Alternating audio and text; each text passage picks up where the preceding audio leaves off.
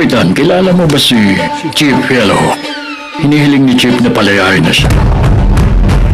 Ikaw ang mamumuno ng pangkat sa Montana at sisiguruhin makakarating si Chief sa sarili niyang bayan. Hindi ko sasamahan ng walang hiyang yon. Hindi ako takot mamatay. Marami na ako napatay sa kanila. Marami akong dahilan kung bakit galit ako sa kanila.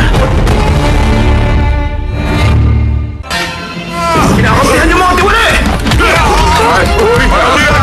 Magaman! Huwag maging ganit! Kinto mo na sa unggoy na bakal! Unggoy na bakal! Takpin mong lahat ng taong maaaring unggoy na bakal! Hindi sana sila mauhuli! Hindi dahil sa'yo!